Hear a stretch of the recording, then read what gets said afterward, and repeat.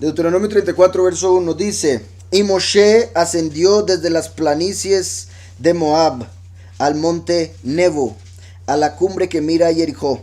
Y desde allí Yahweh le hizo ver toda la tierra, el Gilad hasta Dan. En la Peshita dice: entonces subió Moshe desde la llanura de Moab al monte Nebo, a la cumbre de la colina que se encuentra frente a Jericó, y Yahweh le mostró toda la tierra de Galad, desde Gad hasta Dan.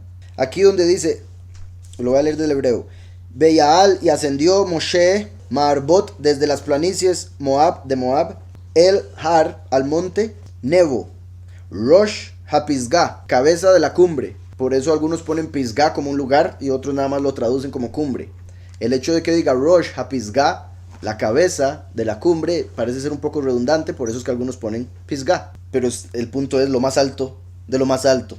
Dice que está sobre el rostro, o ante el rostro de Jericó. Le enseñó Yahweh toda la tierra, desde el Gilgad hasta Dan. Si así es como aparece aquí, me parece interesante esto de la Peshita. De leerlo así, los nombres sería aquel que fue sacado del agua, de la muerte de su padre, se convertiría en el profeta de las alturas, para su luna, la congregación escogida, en la tierra rocosa, que le pertenece al poderoso de este mundo que es Gad, y lo va a juzgar cuando pelee en su lucha, Neftalí.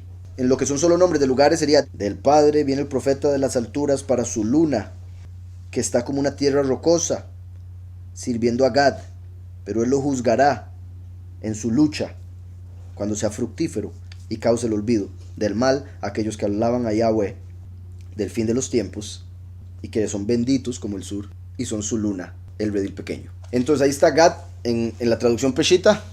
Es curioso, pero eso estaría hablando entonces del juicio en contra de Gad, el poderoso de este mundo que va a caer. En el sentido positivo, lo que estaría diciendo es: aquel que salió de la muerte, sacado por su padre, se convertiría en el profeta de su luna, en la tierra rocosa, para fortuna de los jueces, o por el bien de los jueces, se va a manifestar. Con respecto aquí a este verso dice: Moshe ascendió al monte Nebo de un solo paso, de modo sobrenatural. Entonces ahí la forma en que está escrito parece indicar que Moshe subió de un paso, que se puede interpretar literal o espiritual. Obviamente Yahweh puede hacerlo todo, separó el mar, hizo bajar maná, etc. Sí pudo entonces de un paso saltar hasta la parte más alta del monte Nebo. Pero el punto de entender eso, o de decir eso, el punto principal no es necesariamente lo literal de teletransportarse, sino de que con el mismo gozo y esfuerzo e impulso que iba a hacer todo lo que Yahweh le decía, igualmente así Moshe subió a cumplir lo que Yahweh le estaba diciendo, que era morir. Entonces cuando Yahweh le decía: vaya, golpee la piedra, ahí va Moshe con todas las ganas del mundo. Pero cuando le dice: vaya, muera, muchos pensarían, sino que nos dice que de un salto, la forma que está escrito dando a entender, Yahweh le dijo y ahí iba rapidísimo. No lo pensó dos veces, como harían muchos en este mundo.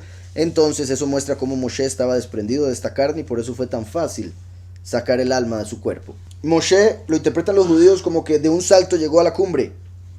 Y aunque puede ser así, porque Yahweh es poderoso y milagroso y todo lo demás, el punto principal de decir eso es que iba con las mismas ganas que hacer cualquier otra cosa. Entonces dice aquí: Moshe ascendió al monte Nebo de un solo paso, de modo sobrenatural. Esta orden del Supremo de ascender al monte Nebo para fallecer allí, Moshe la cumplió con el mismo fervor y entusiasmo que cualquier otro mandamiento. La predisposición de Moshe a dar cumplimiento a la voluntad de Yahweh permaneció intacta durante toda su vida, hasta el mismísimo instante de su fallecimiento. Entonces, aún en su muerte, para ir a morir, iba con ganas, entusiasmo. El punto es: nosotros no podemos tomar solo lo bueno, como también la escritura nos dice en el Nuevo Testamento. No podemos tomar solo lo bueno y lo malo, decir: no, porque usted que es malo. De ser así, no seríamos verdaderos hijos, no seríamos obedientes, no seríamos entendidos, no seríamos un montón de cosas. Nosotros debemos tomar de Yahweh lo bueno y lo que nos parece malo, porque todas las cosas son para bien de aquellos que aman a Yahweh. Como les decía, con ese verso, la forma en que lo dice, aquí hay un comentario de Rashi que dice: de las planicies de Moab, parece ser redundante, porque ya sabíamos que los israelitas estaban acampando ahí desde el primer capítulo. Se nos enseña para mostrarnos que Moshe ascendió directamente desde el campamento a la parte más alta de la montaña de un paso o de un salto, que como les decía, hay quienes lo toman eso de una manera como milagrosa, sí, que haya sucedido así. Por otro lado, el verso dice que Yahweh le enseñó toda la tierra y los nombres de varios lugares que le enseñó a Moshe. Esto implica que Elohim no le enseñó a Moisés la tierra entera, solo los lugares mencionados. Por ende, toda la tierra que parece entonces estar ahí sobrando, indica que Yahweh le enseñó a Moisés no el área geográfica de la tierra, sino la historia. ¿Sí me explico? Porque al decir le enseñó toda la tierra, pero después empieza a decir Efraín, Menashe, es como partes específicas. ¿Para qué va a decir partes específicas y ya dijo todo? Al decirnos eso entendemos que no fue que le enseñó el área geográfica, sino que le enseñó toda la historia y las partes geográficas de las tribus que se mencionan. Para los que por primera vez me ven haciendo esto, o las hermanas que nos acompañan por primera vez, en hebreo, y bueno, siempre, pero en hebreo es más obvio, los significados de los nombres tienen muchísima importancia. Los nombres en sí tienen mucha importancia, como ya me lo han explicado, por eso, ¿verdad?, llamamos a Yahweh y a Yahushua por sus nombres verdaderos.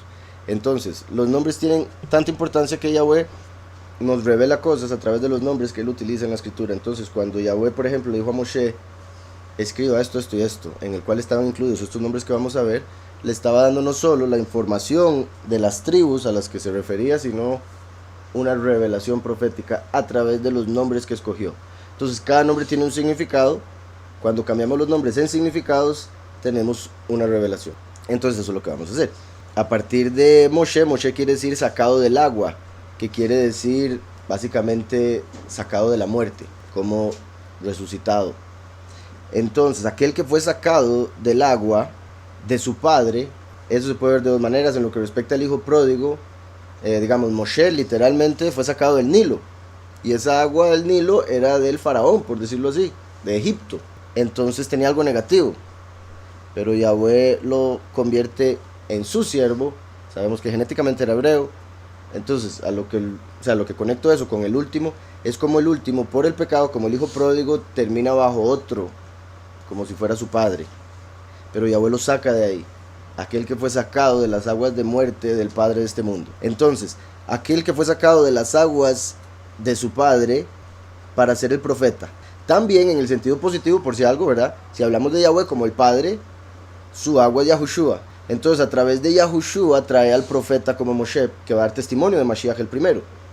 Entonces, el que fue sacado del agua de su padre para ser el profeta de las alturas, Pisga, o de la cumbre, se podría decir, de su luna, la de Yahweh, porque ahí sigue el nombre de Yahweh, el que causa la existencia. Su luna, recuerdan, es Jericó, y hace alusión a su congregación, siendo Mashiach el sol de justicia, su esposa, su luna. Por eso se entró a la tierra prometida a través de Jericó.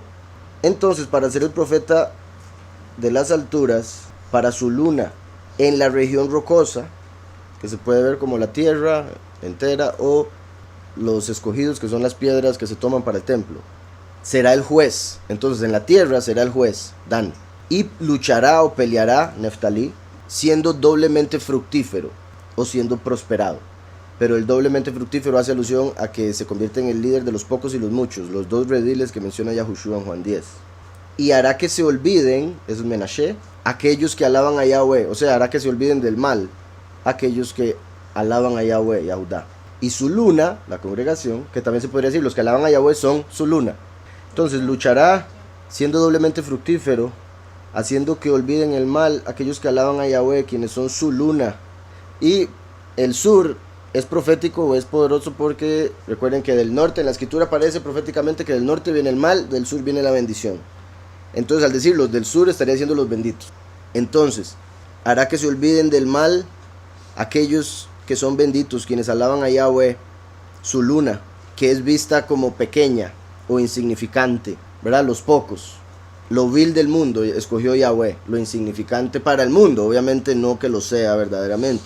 Entonces, su luna, la cual es vista como insignificante o pequeña. De hecho, Zoar quiere decir pequeña, es una ciudad pequeña que fue a la que Lot escapó cuando se salvó de Sodoma y Gomorra. Imagínense la conexión. Yahweh dijo, la venida del Hijo del Hombre sería como los días de Lot. Y Lot, cuando escapó, fue porque vinieron dos testigos a decirle que iba a ser destruido Sodoma y Gomorra. Los dos testigos se lo llevan porque no podían destruir Sodoma y Gomorra hasta que estuviera salvado él. Entonces los 144,000 huyen a las montañas en el segundo éxodo, como él huyó a Zoar, ciudad pequeña. Entonces aquí está hablando de los escogidos, que son benditos, quienes alaban a Yahweh, que son su luna, pequeños, o la congregación pequeña, que como Lot fue a la ciudad pequeña, o sea, el lugar preparado. Y después viene el nombre de Yahweh, aquel que causa la existencia, es el padre de la multitud, todos esos que llegaron ahí, al lugar preparado.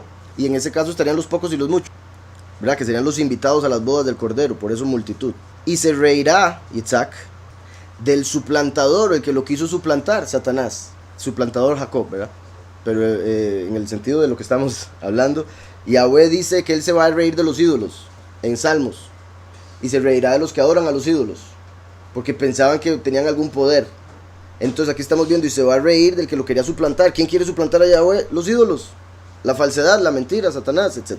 Lucifer, que dijo, me sentaré al lado y seré como, y Samael lo quería suplantar en todo aspecto. Entonces después dice, se reirá del que quería suplantarlo, y aquel que fue sacado del agua o resucitado es Yahweh, ¿verdad? Como el primero y el último, quien viene de su padre. Entonces podría decir ahí, como aquel que fue resucitado viene del padre, Yahweh. En la casa, ¿se acuerdan? Beit Peor es la casa del Baal Peor. Peor quiere decir depresión, les había dicho, como un hueco, como una hendidura entre dos montañas o en una cueva. Curiosamente, bueno, se puede ver como, y el que fue sacado del agua resucitó, se convertirá en el soberano de la tierra que le pertenecía a Baal Peor, al señor de la depresión, el poderoso de este mundo. O se podría decir, por el hecho de lo que significa peor, que haría alusión al Seol, como de aquel que fue sacado del Seol. Aquel que fue sacado de la muerte o del agua viene del Padre, para convertirse sí, en el soberano de esta tierra y hasta del Seol, como lo que vemos en Apocalipsis, que dice que Yahushua tiene las llaves de la muerte y del Seol, donde el Baal Peor metía a quienes acusaba de pecado, básicamente. ¿Sí quedó claro? Y obviamente hay más nombres, entonces uno podría continuar un poco la historia. Ahorita cualquier cosa lo vemos cuando adelantemos un poco más, lo que seguiría. Bueno, el primero decía de Gilead hasta Dan, ¿verdad? Fue lo primero que le enseñó. Quiere decir que le mostró los hijos de Dan, que se volverían adoradores de ídolos. Como está escrito, los hijos de Dan hicieron una imagen para ellos mismos. Eso aparece en Jueces 18:30. Entonces, básicamente donde dice, le enseñó el Gilead hasta Dan. Gilead quiere decir tierra rocosa, como las rocas que utilizaron los de Dan para hacer ídolos. Entonces, desde la tierra rocosa, donde empezaron en cero, por decirle así, hasta que llegó Dan a pecar y hacer de esas rocas ídolos. Entonces eso fue lo primero que le mostró, lo cual aparece en Jueces. Después dice el verso 2, todo Naftalí, la tierra de Efraín y de Menashe, toda la tierra de Yahudá, hasta el Mediterráneo. En lo que respecta a Dan, que ahí me salté uno también, le mostró a Sansón, que es un descendiente de Dan, como salvador de Israel. Entonces, desde Gilead hasta Dan, le mostró negativo y positivo, que los de Dan se harían idólatras, y le mostró el descendiente de Dan, Sansón, que sería juez, y que lo vemos en el libro de Jueces. Todo Neftalí, o sea, le enseñó la tierra de Neftalí en su tranquilidad y cuando iba a ser destruida. Le mostró a Débora y a Barak de Kadesh Naftalí. Entonces le mostró a Débora y Barak, que fueron otros jueces en sí. Débora fue la jueza, profetisa y jueza de Yahweh. Era como un tiempo donde todo el mundo estaba perdido y solo ella se mantuvo apartada, iba y se sentaba bajo una palmera y todo el mundo iba bajo la palmera a pedirle consejo a Débora. Curiosamente, Débora, bueno, se puede traducir como abeja, pero por lo que hemos hablado del hebreo, de la palabra Débora, se puede ver como palabra femenina, la palabra de Yahweh, como la Ruach HaKodesh, el espíritu apartado de Yahweh, manifestándose a través de esta mujer para dar palabra, Débora. Dabar es palabra, ¿verdad? Débora sería el femenino, pero cuando se convierte así, se convierte en abeja. Por eso la conexión hebrea de abejas con palabras de Yahweh, que no vuelven vacías, cuando pican, hasta ahí llegan, cumplen su cometido y protegen la miel, la Torah, que es como la miel. Es una abeja que básicamente sería como en este caso la representación de la reina, ¿verdad? Que curiosamente las abejas tienen como reina la Ruach HaKodesh, de donde viene la miel, la Torah, y ella era la que le daba el consejo, sabiduría a Israel en ese tiempo. Y bajo una palmera, la palmera representa a los justos, que dan fruto como la palmera. Entonces, llegó un momento donde hubo una guerra y Yahweh le dijo a ella que llamara a Barak, que quiere decir rayo, para que peleara la guerra. Y al final, Yahweh venció al enemigo a través del consejo de ella y él como jefe del ejército. Le mostró a Débora y a Barak haciendo batalla contra Sísera y sus armadas, sus ejércitos. Después dice la tierra de Efraín y Menashe, le enseñó la tierra, su tranquilidad y su destrucción, y le mostró a Yahushua, ¿verdad?, conocido como Josué, haciendo batalla contra los reyes de Canaán, ya que Yahushua vino de Efraín, ¿verdad? Repito, al que conocen como Josué, el mundo. Y Elohim le mostró a Moisés a Gideón, quien vino de Menashe, haciendo batalla contra Midian y Amalek. Contra Midian y Amalek. Midian, recuerdan, vinieron de Abraham con Keturah y se mezclaron con Ismael, que eran otros hijos de Abraham, con Agar. En el judaísmo se dice que Keturah terminó siendo otro nombre de Agar. Entonces el judaísmo se enseña que Abraham terminó volviendo con Agar, quien aparece como Keturah. Pero obviamente cuando no tomamos en cuenta la tradición, es simplemente otra mujer, es Keturah, con la que se casa y tiene otro montón de hijos, de donde vienen los madianitas, después de que murió Sara. Pues sí, algo. Entonces, en sí la promesa que le dio Yahweh a Abraham fue a través de Sara. Entonces la bendición vino con Isaac, pero Abraham se convirtió en padre de muchas otras naciones que tendrían la oportunidad de ser parte de Israel a través de Yahushua, la semilla. Entonces Ismael y Midian se mezclaron, tanto así que hay partes en la escritura donde dice, y llegaron los ismaelitas, y más adelante dice, entonces los madianitas. Y hay quienes dicen que eso es contradicción, pero es porque las familias se mezclaron en contra de Jacob. Tras de eso, Amalek, sabemos que es el peor enemigo de Israel, que Yahweh dijo que lo destruiría en el fin de los tiempos y que no habría memoria de su nombre ya nunca más en la historia o en la eternidad. Y están conectados con Esaú, venían de Esaú, de los peores hijos de Esaú.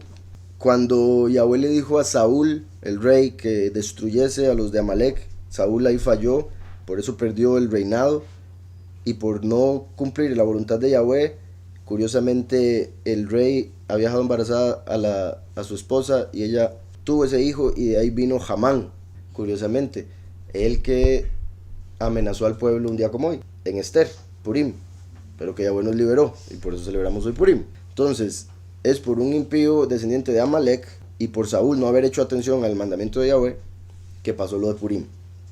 No, que pasó lo de la amenaza, el milagro de Purim, Yahweh. Entonces,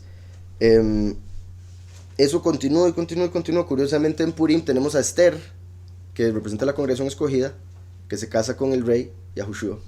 Y tenemos a Mardoqueo, que representa al último. ¿Se acuerda? Que era de 2 tribus. Y que está conectado con guerra, porque en lo que respecta al nombre, visto desde un punto pagano, tiene que ver con Marte, Mardoqueo. Y visto desde el punto de vista hebreo, que quiere decir pequeño, que se conecta con Paulus. Como siempre hemos visto, hay una conexión entre Paulus y Mardoqueo, ambos como representaciones del último, la segunda venida.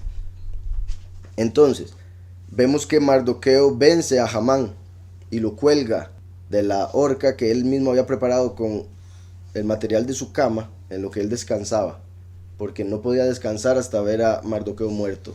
Entonces de su cama hizo una horca para tratar de colgar a Mardoqueo, y Yahweh movió las piezas de la manera perfecta para que terminaran colgando a Hamán de la propia horca que él había hecho.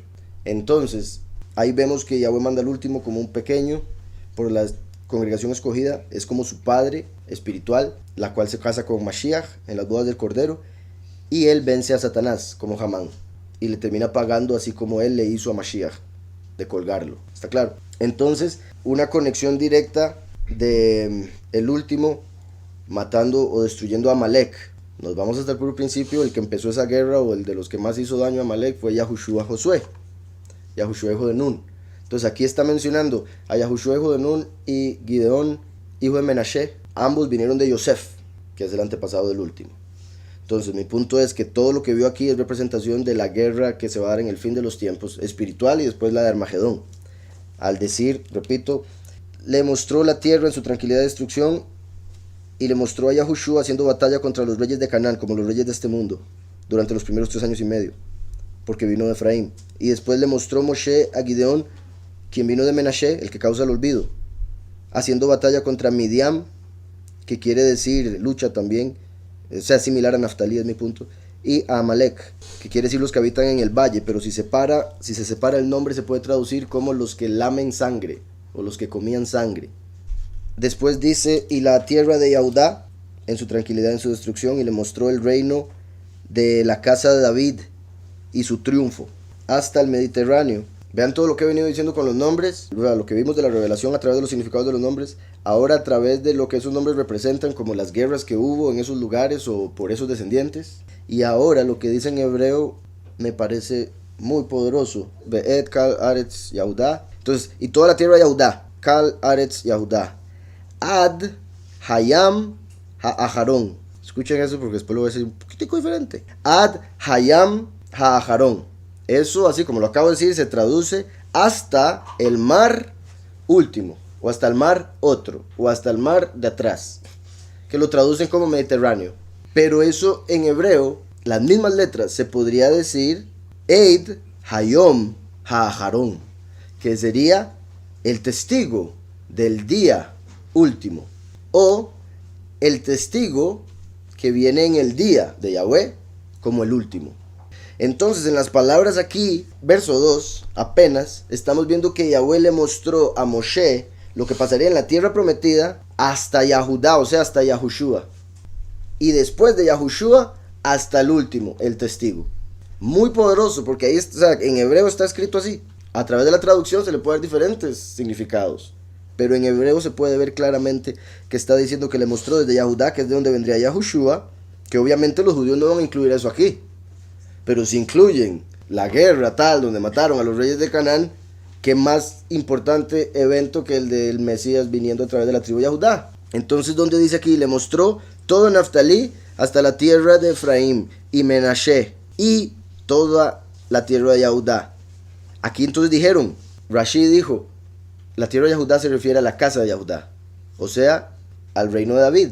Y como sabemos, Yahushua vino genéticamente de David, de la casa de Judá, por ende lo incluyen sin querer. Entonces, al decir, y toda la tierra de Judá, toda la casa de Judá, incluyendo hasta Yahushua. Y después dice, Eid Hayom, el testigo del día último, Aharón. O Ad, hasta, Hayam, el mar, Aharón, último. ¿Qué se refiere? Y de hecho lo voy a leer aquí también. ¿Se acuerdan como les he dicho que Kedem, quiere decir origen también, lo traducen como origen, principio, Kedem, porque de ahí sale el sol, el Kedem. Por otro lado, el oeste o occidente lo llaman Aharón, porque es atrás, o lo último, Aharón. Cuando Yahweh se presenta como el primero y el último, él dice, yo soy Harishon, el primero, Rishon, de Reshit, ve Aharón, y el último. Yahushua vino del oriente, ¿verdad? El Medio Oriente, de Israel, como la luz, para ser el primero, el origen, para ser el Rishon, pero para ser el Kedem, porque vino del Kedem. ¿Sí me estoy explicando?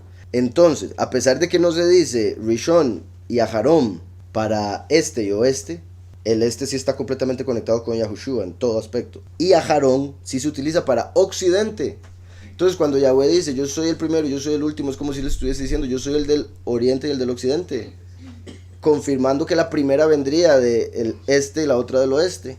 Entonces, muy particular, y por eso ahí termina desde Yahudá, que fue donde vino, del este, hasta el Aharón. Y por más que ahí pongan el Mediterráneo, que queda por allá, básicamente al oriente de Israel, otra cosa es el mar que queda al oriente de toda la tierra. Rashi dice un par de cosillas aquí. Dice, tan lejos como el oeste, y ponen aquí literalmente último, el último mar, la tierra del oeste, en su tranquilidad de destrucción. Alternativamente, oigan esto, porque esto es bendito Yahweh, como les dije, se puede ver claramente la otra forma de traducirlo. Lo que me pareció sorprendente es que después de haberlo visto, leyendo Rashi dice algo muy similar, o sea, lo toma en cuenta, pensé que no lo iba a hacer, y sí lo hace.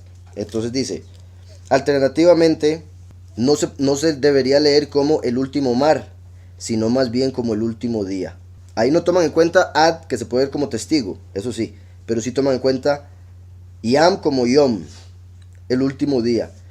Entonces dice, el apartado, Yahweh, le mostró todos los eventos que estaban destinados a pasar a Israel, hasta que los últimos sean resucitados. Todos los eventos que estaban destinados para ocurrirle a Israel, hasta que los muertos sean resucitados.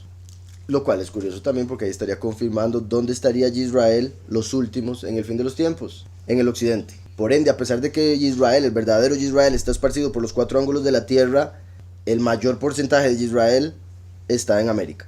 Y no me refiero a Estados Unidos, como mucha gente dice América y piensa Estados Unidos, a América continente. Simplemente no nos habían dicho al propio.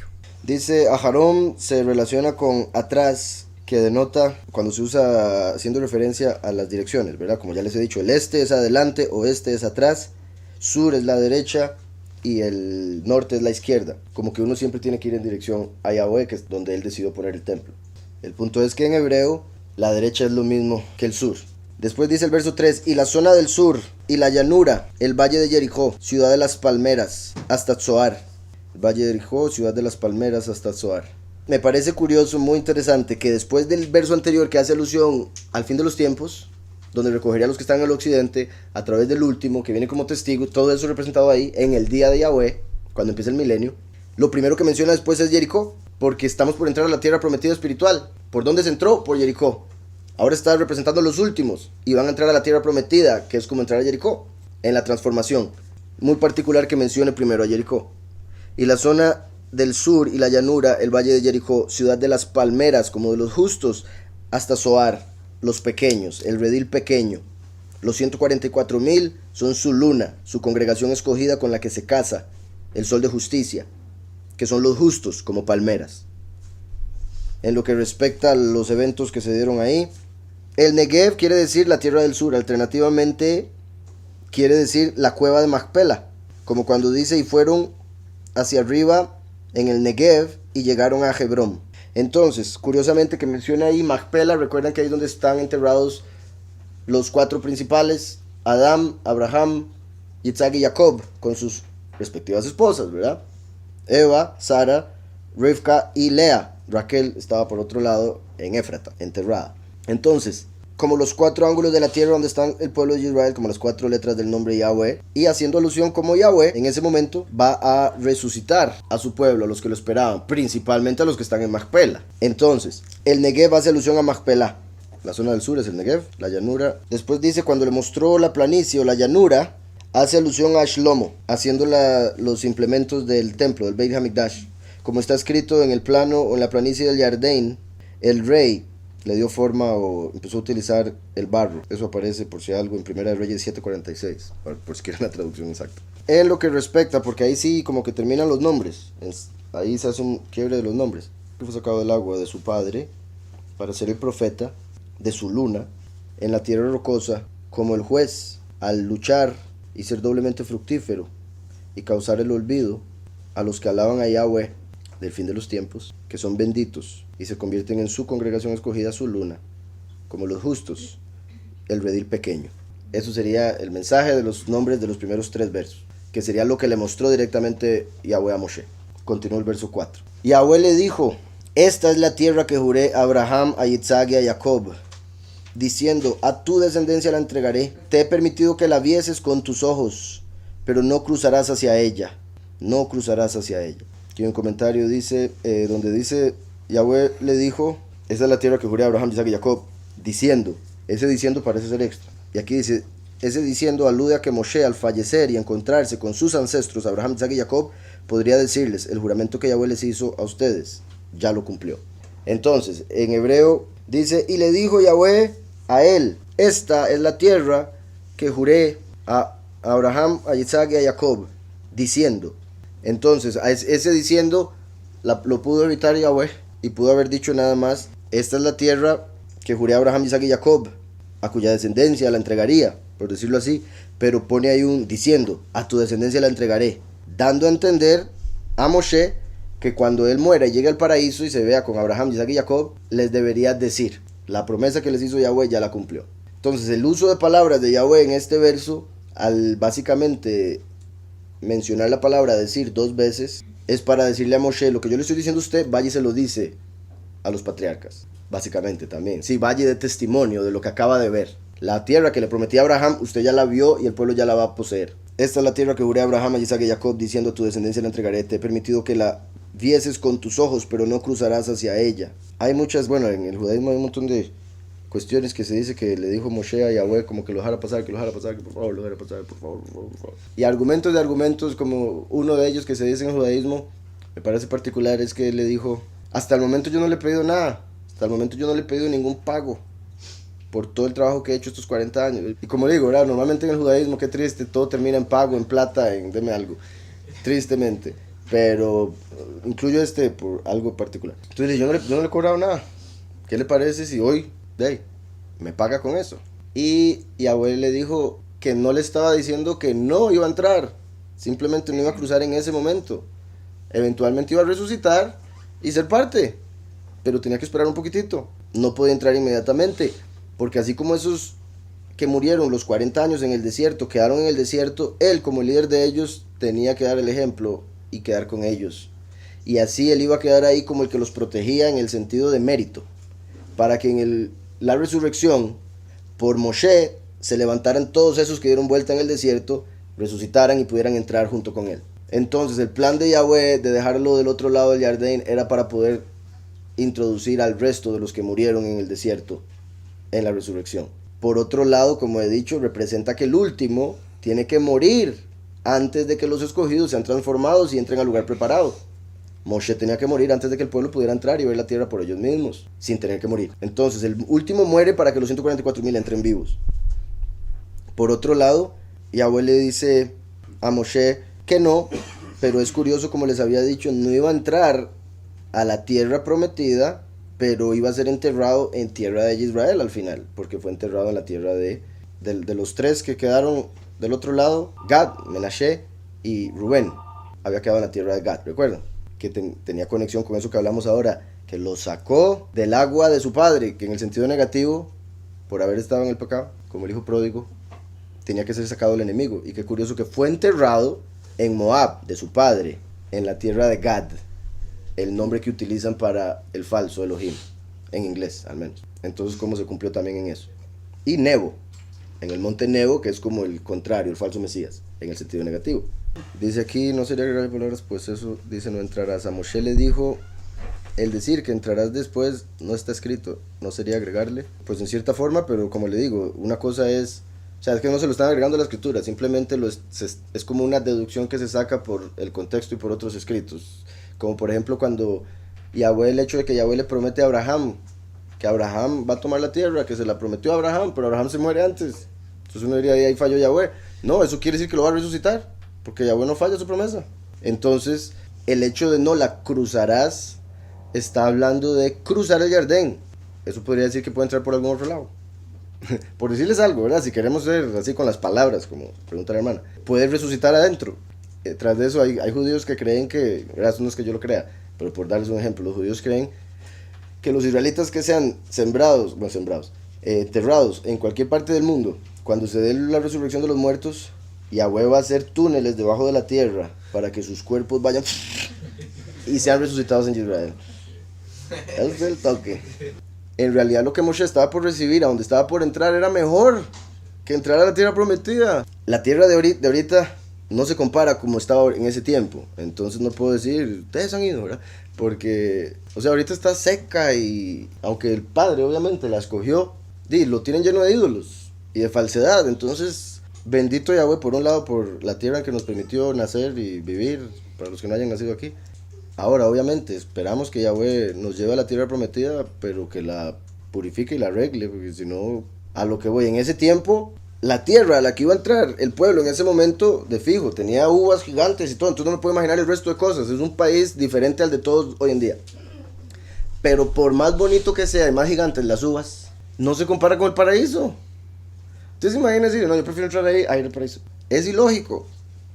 Tras de eso, si usted me promete que voy a resucitar, o sea, la resurrección quiere decir entrar a la tierra, no me refiero a la tierra prometida, a la tierra otra vez, al mundo de los vivos. Eso quiere decir resurrección. Entonces, la paga del pecado es la muerte.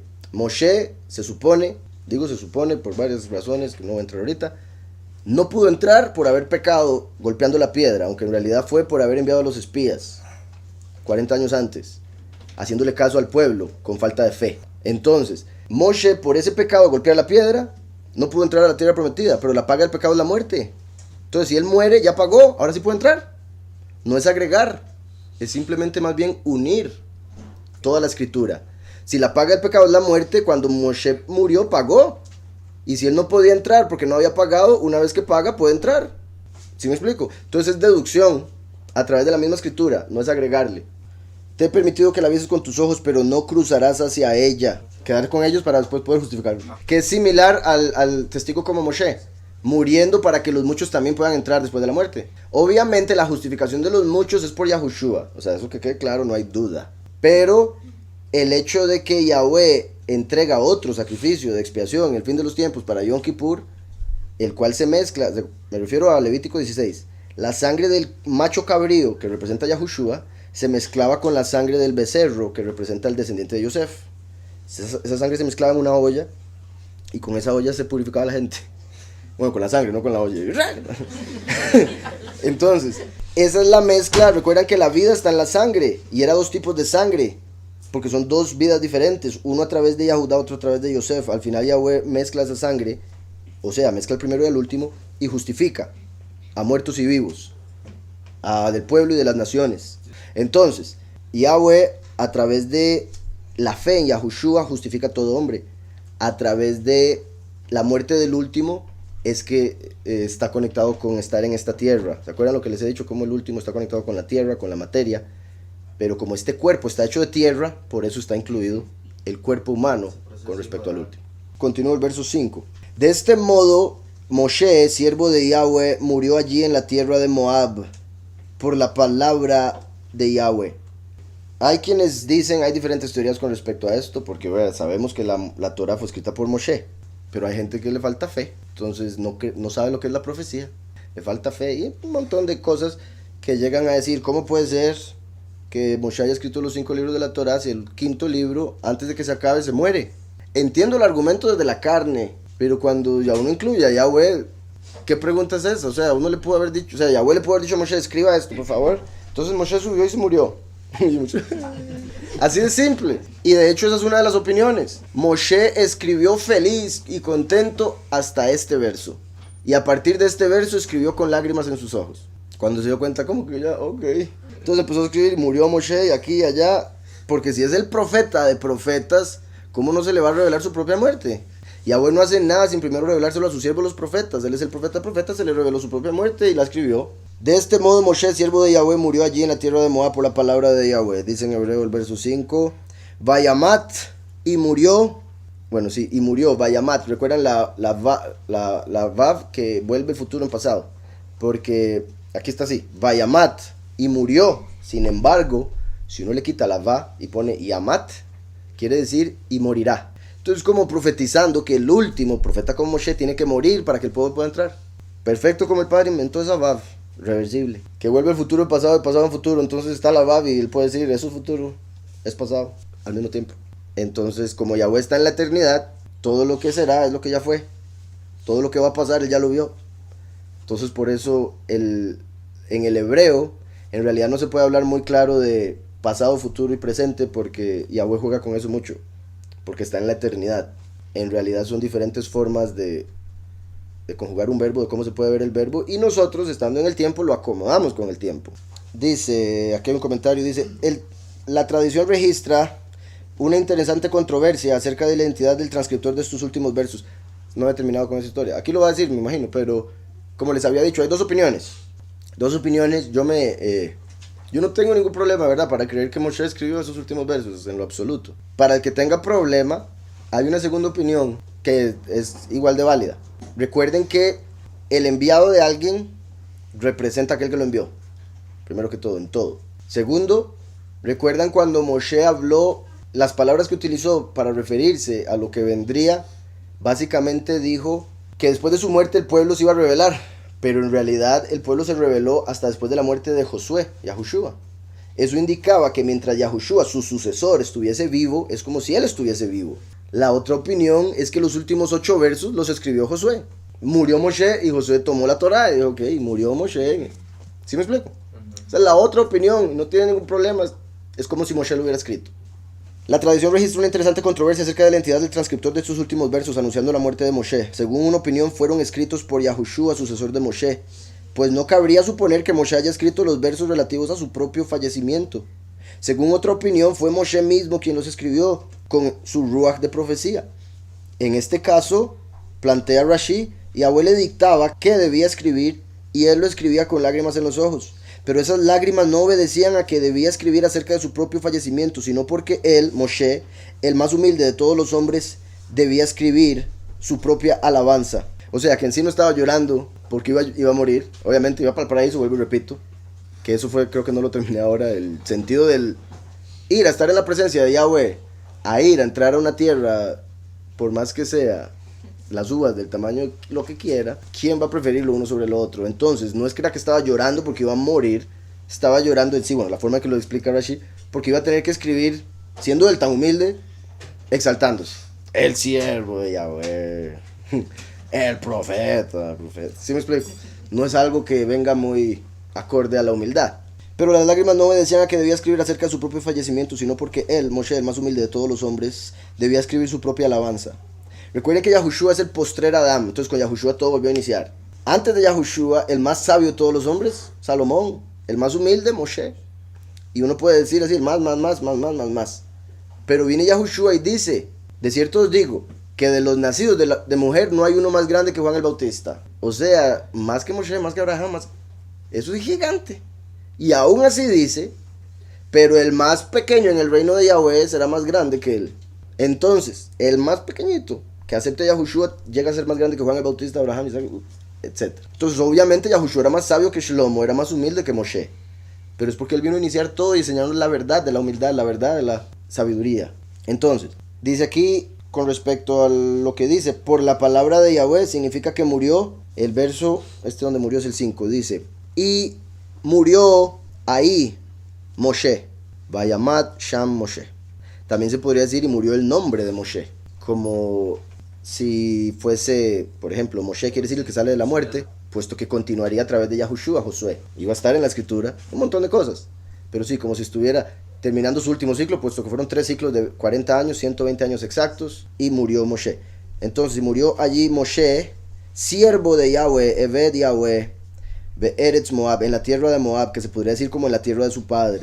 Y dice, al pi Yahweh, por la boca de Yahweh, no es por la palabra de Yahweh, es por la boca de Yahweh, murió por la boca de Yahweh, se podría decir porque Yahweh lo dijo, claramente.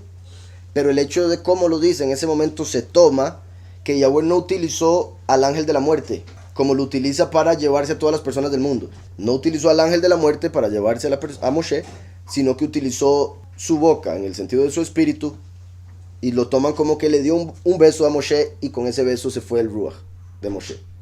Las únicas muertes que se han dado así son la de Miriam, Moshe y Aarón, por la boca de Yahweh. Entonces, repito, no fue que el ángel de la muerte vino a recogerlo, sino que Yahweh mismo se manifestó a través de su espíritu y se llevó el alma, como si fuera con un beso, dando a entender que no le dolió, no fue feo. Porque también algo interesante es que entre uno más se apegue a este mundo, más su alma está pegada al cuerpo y más cuesta que se muera, más agoniza, más le duele. Arrancar el alma del cuerpo es como el hombre, entre más humilde, más apartado del mundo, de la carne, más fácil se muere. O sea, más fácil se sale de este mundo porque continúa vivo. Entonces, está por un lado, el hombre que vive en este mundo feliz, pegado a la carne, que por estar tan pegado al pecado, cuando hay que quitar el alma, cuesta mucho y le duele mucho. Por otro lado está el hombre como Moshe, que era tan apartado del mundo y del pecado, que su muerte no dolió, fue fácil. De hecho lo interpretan como sacar un cabello de un vaso de leche, que no hay ninguna resistencia. O sea, uno saca como si nada, ¿verdad? No hay ninguna resistencia. Recuerdan que hemos hablado en sí, cuando se habla de eso, se habla del cuerpo. Micael y Satán pelearon por el cuerpo de Moshe, porque Moshe había matado a un egipcio. Entonces Satán decía, este me pertenece a mí porque es un asesino. Pero Yahweh le dice, no, ese egipcio merecía morir, entonces era juicio y yo lo puse a él como juez, entonces él tenía la autoridad para hacerlo. Entonces pelearon por el cuerpo y ganó Micael a través de, obviamente, el poder de Yahweh, su misericordia. Pero se puede interpretar también como el alma, que sería como el cuerpo del espíritu, por decirlo así. El alma, como Satanás diciendo, no, yo me lo tengo que llevar, y Yahweh diciéndole, no, me toca a mí, yo voy a llevarme a este. Y ahí habiendo un pleito como él por pecador, yo me lo tengo que llevar, me toca a mí llevármelo, y Yahweh, no, este me toca a mí, porque él fue justo. Continúo por acá, comentarios, dice, 10 versos diferentes mencionan la muerte de Moshe, en alusión a que 10 veces fue decretado de lo alto que no ingresaría a la tierra prometida. ¿verdad? Como los 10 dichos de la creación, los 10 mandamientos, las 10 plagas de Egipto.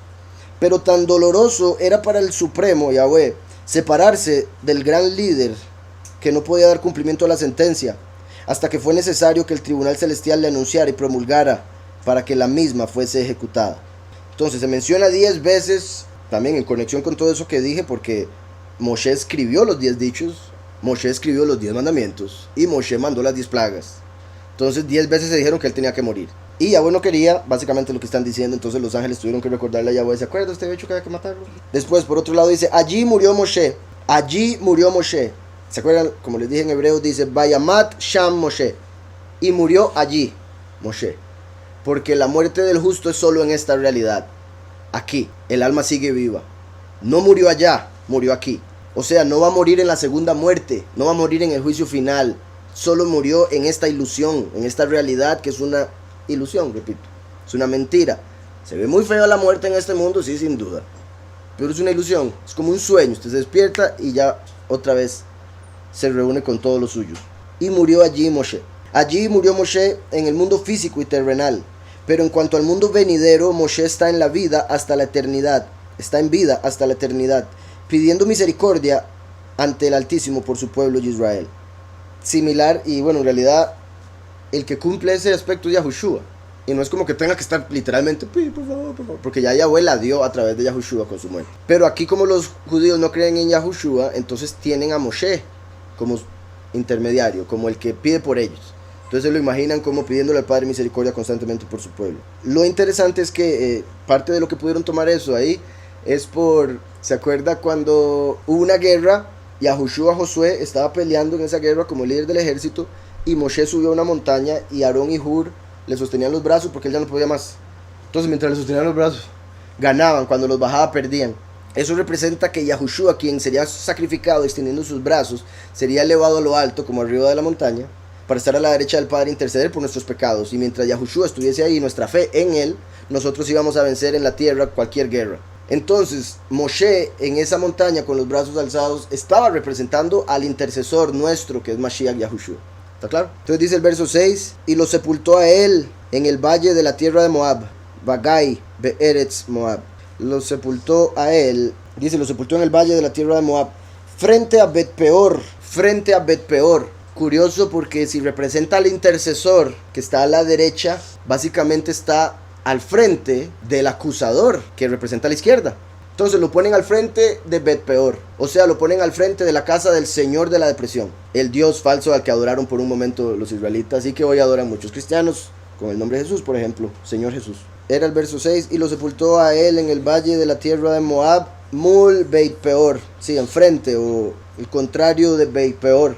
Y no supo hombre alguno de su sepultura, o dónde fue sepultado hasta el día de hoy. Y no supo hombre alguno. Yahweh no permitió que se supiera dónde fue sepultado, porque lo hubieran idolatrado. Hubieran hecho un ídolo a Moshe. También el hecho de que dice, porque hay teorías, hay quienes dicen que Yahushua fue el que lo enterró. Pero si Yahushua lo hubiera enterrado, me refiero a Josué, su sucesor, si su sucesor lo hubiera enterrado, él es un hombre, y él hubiese sabido dónde estaba enterrado. Entonces dice, no hubo hombre que supiese. Entonces nadie supo, fue un ángel el que lo enterró, fue Micael. Dice aquí, es curioso cómo Micael luchó por el cuerpo de Moshe y ganó, siendo que el último, el testigo como Moshe, es Micael, viniendo a morir por salvar los cuerpos para ser transformados. Bueno, Sofía, bendito Yahweh, muy buena esa revelación, muy buen punto. El último viene a pelear contra Satanás por el cuerpo de los 144,000, siendo como el testigo como Moshe. Así como Micael peleó contra Satán por el cuerpo de Moshe. Y si los 144,000 son la congregación escogida, son el cuerpo del último, que es la cabeza. Entonces él estaría peleando por su propio cuerpo, básicamente. Micael por el cuerpo de Moshe, su congregación. Ajá, exactamente. De que va a tener que morir primero, pero después de la muerte es el pleito, es la guerra en el cielo. Dice aquí Mazul, sí he visto que en las oraciones de rezos judíos tienen a Moshe por intercesor, y en relación a esto los judíos, ¿cómo consideran Ezequiel 14:20? Si estuviera en medio de ella, estos tres hombres, Noé, Daniel y Job, pone tres ejemplos poderosísimos. Noé, Daniel y Job, o sea, por Noé salvó toda la tierra, todas las naciones. Daniel era el hombre más sabio e intercedió por el pueblo de varias formas. Bueno, obviamente el más sabio fue Salomón, pero Daniel en ese momento, y no sé, bastante comparable al menos. Y Job el que pasó por una prueba gigante y la pasó. Entonces, 3 tipos de hombres probados por Yahweh y que Yahweh utilizó para algo sorprendente, porque ese sufrimiento de Job, de fijo, no fue solo por Job. Algo estaba él ahí haciendo por el mundo también. Recuerdan que el sufrimiento de los justos también es para algo de los que los rodean, aunque, por ejemplo, digamos, sean familiares, sean congregación.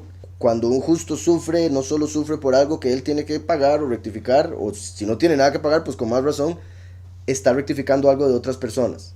Así como si el pastor es cabeza del cuerpo, él puede sufrir para rectificar por sus ovejas, que es básicamente lo que Yahushua hizo. Entonces, lo mismo o similar va a pasar con el último. Y pasó aquí con Job, con Daniel y con Noah. A Daniel lo echaron con los leones. Él oró por todo el pueblo y demás. Entonces dice, si estuvieran en medio de ellos 3 hombres, estos 3 hombres, Noah, Daniel y Job, solo ellos por su justicia librarían sus propias vidas, dice Yahweh el soberano. Como los 3 hombres que Yahweh enviaría al mundo, ¿verdad? Yahushua como el Mesías, Eliyahu como Juan el Bautista y después como uno de los 2 testigos, y el testigo como Moshe, representados por Noah, Daniel y Job. Yahushua sufrió sin pecado, como Job en el libro, que no se menciona pecado, y sufrió. Yahweh dijo que la venida del Hijo del Hombre como los días de Noah. Y Daniel en el medio se podría conectar con Eliyahu, que vino con ambos. Juan el Bautista con Yahushua y Juan el Bautista con el último, bueno, Eliyahu.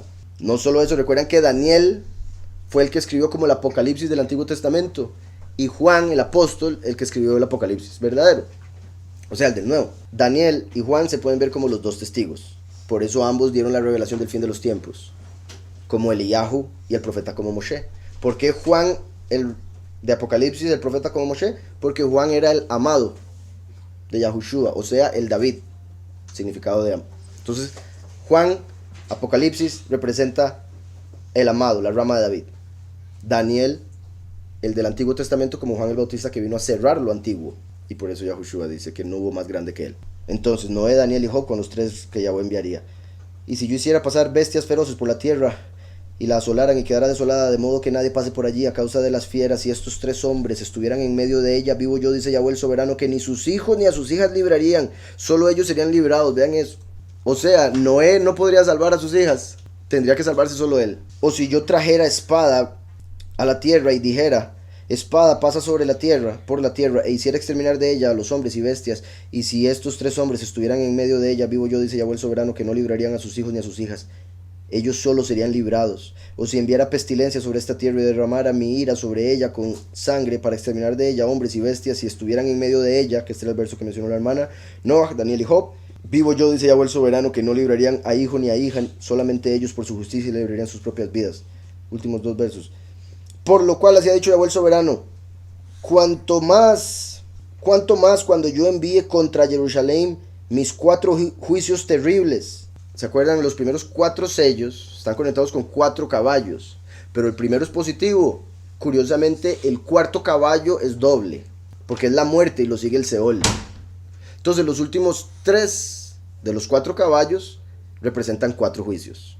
Recuerdan que el segundo sello se le da una espada grande al que monta el caballo rojo. Entonces, el segundo sello es la espada. Y vean cómo dice aquí el orden. Cuanto más cuando yo envíe contra Jerusalén mis 4 juicios terribles. El primero, espada. O sea, es el segundo sello. El primer sello no está mencionado aquí, porque el primer sello es representado por Ezequiel mismo, a quien Yahweh llama hijo de hombre. Entonces, espada, segundo sello. Hambre, tercer sello. Fieras y peste, 4.º sello. Lo pueden ver en Apocalipsis 6. Sin embargo, fieras y peste, para exterminar de ellas a hombres y a bestias. Sin embargo, oigan, he aquí quedará en ella un resto, los 144,000.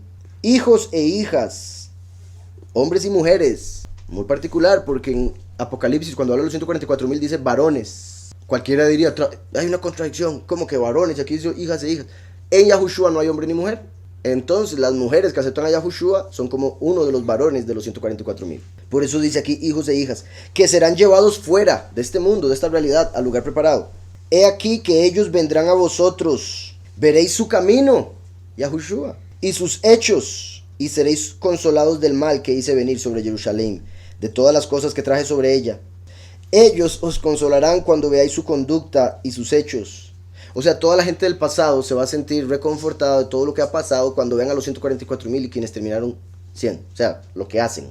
Ellos os consolarán cuando veáis su conducta y sus hechos, y comprenderéis que no sin causa hice todo lo que he hecho en ella, dice Yahweh el soberano. Entonces, en sí la pregunta era cómo explican los judíos eso de la intercesión si ellos mismos tienen estos versos donde dice que ni por ellos tres se salvarían. Pues obviamente es una pregunta que sería bueno hacérselas a ellos en el sentido de que van a buscar una excusa, pero si no hay excusa. El mismo Yahweh está diciendo, aunque estuvieran los hombres más apartados del mundo en el fin de los tiempos, si no fuera por Yahushua, solo ellos se salvarían, ni siquiera sus familias. Entonces, está haciendo alusión, con lo que acabamos de leer al puro final, que solo los 144,000 se van a salvar. Y es muy interesante, ahora que lo pienso también, porque leyendo la profecía, Yahweh está diciendo, nadie se va a salvar, nadie se va a salvar, ni aunque estuvieran estos tres se salvan. Y después dice, pero se va a salvar un poquitico. ¿Cómo que se va a salvar un resto? Hijos e hijas. Se acaba de decir que no se podía salvar nadie, ni aunque estuvieran tres especiales. O sea, Yahweh abriría un camino, por eso dice, verán su camino. Abriría un camino para que pudiesen salvarse un resto. Y ese es obviamente Yahushua.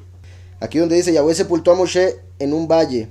Cuando le preguntaron al rabí Levi Yitzhak por qué se molestaba él mismo en plegar su manto de plegarias al final de las mismas, si bien podía hacerlo sus discípulos, él respondió, Yahweh mismo se ocupó del entierro de Moshe, a pesar de que después del fallecimiento, cuando el alma se retrae de este mundo material para volver a su origen celestial, queda tan solo un cuerpo físico pero sangrado. El mismo criterio es aplicable a este caso. En el momento de la plegaria convergen sobre el manto de plegarias energías espirituales de orden superior, y al finalizar la misma, dichas energías se retiran y quedan tan solo un manto físico pero apartado al fin, y por eso soy puntilloso en plegarlo personalmente. Entonces básicamente estaba hablando como del manto, lo plegaba para representar algo, y le preguntaban, pero ¿para qué usted mismo lo pliega si usted se lo puede dar a otra persona? Para que lo haga por usted o no sus discípulos, y después usted nada más hace la oración. Él decía, porque si el mismo Yahweh se encargó de enterrar a Moshe, cuyo cuerpo era ya físico, puesto que su alma había sido quitada de él, ¿por qué yo no voy a hacer lo mismo con el manto, que era algo físico que utilizaban para orar, por ejemplo? Lo curioso es ver la conexión que se hace como Moshe, el intercesor de ellos, cuyo cuerpo fue plegado, alma retirada y su cuerpo enterrado, y la conectan con el manto como el intercesor. Y la escritura nos habla en el Nuevo Testamento de que el hombre no se debe cubrir la cabeza porque sería respetar a nuestro intercesor. Sería como cubrir a nuestra cabeza, Yahushua. Curioso la conexión que hacen aquí con el manto, siendo Yahushua nuestro intercesor y ellos tomando a Moshe como el intercesor y por ende conectándolo con el manto, conectándolo con su cuerpo, ni siquiera con su alma, con su cuerpo plegado. Dice el verso 6, él lo sepultó en un valle en la tierra de Moab. Verso 6, y lo sepultó él en el valle de la tierra de Moab. Pero al decir él, se hace alusión a Yahweh, que no se está mencionando quién es, pero uno deduce que es Yahweh porque no fue un hombre. Lo acaba de decir en el verso anterior, ningún hombre sabe. Si un hombre lo hubiera enterrado, ese hombre sabría. Entonces lo enterró Yahweh. Sin embargo, sabemos claramente que Yahweh es apartado, y cuando él hace algo físico en esta realidad, lo hace a través de uno de sus malaj. Por ende fue Micael que lo representa, quien hizo el trabajo de enterrarlo, y eso es como si Yahweh lo hubiese hecho. ¿Recuerdan en Zacarías cuando Micael se aparece ante Satanás peleando? Algo similar a lo de Moshe, peleando por el cuerpo de Moshe, Satanás y Micael. Similar en Zacarías cuando está Satanás y Micael ante Yahweh y ante Yahushua, el sumo sacerdote de ese momento. Y dice, y Yahweh estaba delante de, y Yahweh reprendió a Satanás y le dijo, Yahweh te reprenda. Entonces, a pesar de que era Yahweh el que lo estaba reprendiendo, lo reprende en tercera persona porque era Micael. Y por más que lo represente, no se atrevía a tomarse ese. Entonces vean la humildad de Micael, que Yahweh le dice, usted me representa, y aún así, él dice, ok, sí, pero hasta cierto punto, no me va a pasar así. Igual que Moshe. Entonces, la humildad me refiero. Entonces dice, y lo sepultó él en el valle de la tierra de Moab, contrario a Beit Peor. Entonces, para hacer rectificación por el pecado de Bet Peor, Yahweh lo sepultó enfrente como para balancear, porque el pecado de Israel con Bet Peor estaba haciendo que todos se vinieran para el infierno. Entonces puso a Moshe del otro lado y balanceó todo. Por eso contrario a Bet Peor. Por eso representa que el testigo como Moshe muere por el pecado del becerro de oro los últimos 2000 años a adorar al Señor, que quiere decir Baal en hebreo. Decía, lo sepultó en un valle de la tierra de Moab frente a Bet Peor. Nadie conoce el lugar de su sepultura, incluso hasta hoy día. Entonces era ahí mismo donde lo decía, por eso se deduce que el que lo sepultó no fue un ser humano. Porque en hebreo dice, y no conoce hombre su sepultura hasta el día o hasta este día. Quizá Yahweh lo revela en el fin de los tiempos, puesto que también se puede traducir como hasta el día hasta el día de Yahweh. Entonces dice el verso 7. Moshe tenía 120 años al fallecer, lo cual confirma lo que acabo de decir. ¿Cuándo es el día de Yahweh? En el jubileo 120. Yahweh le dijo a Noah, y la vida del hombre serán 120 años, haciendo alusión que desde Adán, el hombre, habrían 120 jubileos para historia humana. Entonces en el jubileo 120 se acaba todo. ¿Por qué? Porque en el jubileo 120 muere el testigo como Moshe. Son cosechados los escogidos. Curiosamente, no se sabe dónde fue enterrado Moshe. Y vemos en las escrituras que los dos testigos no les van a dar entierro. Entonces es como no saber dónde fue enterrado Moshe, es como si no hubiese sido enterrado, en el sentido de no conocer. Y ahora viene el testigo como Moshe y no le van a dar el honor de enterrarlo. Es como no sabemos dónde enterrarlo porque no sabemos la tumba de Moshe. Y se conecta con Eliyahu porque Eliyahu, que viene como otro testigo, no fue enterrado porque no murió. Una vez más, no hay una tumba de Eliyahu, tiene que quedarse ahí fuera. Dice entonces, verso 6, él lo sepultó en un valle en la tierra de Moab frente a Bet-peor. Nadie conoce el lugar de su sepultura, incluso hasta hoy día. Moshe tenía 120 años. Al fallecer, su apariencia no cambió. Al fallecer, aquí lo traducen así, ya ahorita lo digo de otra manera. Al fallecer, su apariencia no cambió y no se descompuso. Así lo traducen, aquí. Sí, aquí, lo traduzco, lo leo de la Reina Valera. Dice: tenía Moshe 120 años de edad cuando murió. Sus ojos nunca se oscurecieron ni perdió su vigor. ¿Ok? Sus ojos nunca se oscurecieron. Eso estaría dando a entender que, a diferencia de Yitzhak, por ejemplo, que sí se quedó ciego en sus últimos años, él tenía la misma vista durante toda su vida. No se le oscurecieron los ojos, siempre pudo ver igual. Ni perdió su vigor, como dando a entender que aún a los 120 años es como si tuviera 20. Similar a Yahushua y Caleb. ¿Se acuerdan que cuando ellos iban a entrar a tomar la tierra ya a los 80 años, decían: estamos igual de fuertes que cuando fuimos a espiarla? Si hasta su muerte estuvo con todo su vigor y su vista, también eso podría indicar que por eso Yahweh lo utilizó para escribirlo hasta el punto de la muerte. Escribir la Torah, me refiero. En hebreo, aquí dice: y Moshe, me parece curioso como ponen la edad de alguien. Era hijo de 120 años. Ben Mea Beazarim Shana, 120 años, Shana. Y después dice: y en su muerte no se oscurecieron sus ojos y no perdió su vigor. Con este verso tienen varias interpretaciones. Por eso es que aquí lo interpretaron de esa manera, de que no se descompuso.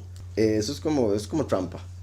Porque como nadie sabe dónde está su cuerpo, entonces, no se descompuso. Nadie sabe, nadie puede saber cómo. La escritura dice que todos los cuerpos se han descompuesto, solo el de Yahushua no. Entonces eso es como en contraste, o diciendo que es como Yahushua. ¿Sí me explico? Como lo que hablamos de Mashiach. Y la escritura no habla literalmente del de Moshe de esa manera, pero sí habla del de David, por ejemplo. De que sabemos que David profetizó de que su cuerpo no se descompondría, sin embargo sabemos que su cuerpo se descompuso, por ende estaba profetizando de Yahushua, en realidad. Entonces este ejemplo, o esto que hablan aquí de Moshe, en realidad se cumplió con Mashiach. No podemos confirmarlo con Moshe porque no sabemos dónde está su tumba. Pero con Mashiach sí, porque se sabe dónde está su tumba, solo que está vacía. Si se hubiera descompuesto, ahí estaría todavía. Entonces, lo traducen, lo interpretan. O sea, Yahweh esconde su tumba para que no lo idolatren. Y casi que lo terminan idolatrando, diciendo: no se descompuso, es perfecto el hombre. ¿Sí me explico? Un poco contradictorio. Y obviamente no le quiero quitar ningún honor a Moshe, simplemente no acepto que se lo quiten a Yahushua. Y sé que Moshe tampoco lo aceptaría.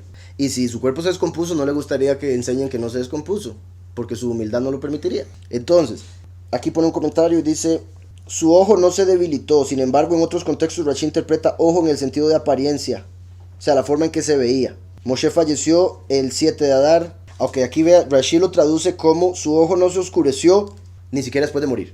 Pero, o sea, se puede entender en el sentido de que siguió viviendo. Porque ¿por qué va a mencionar que su ojo en su muerte no se oscureció?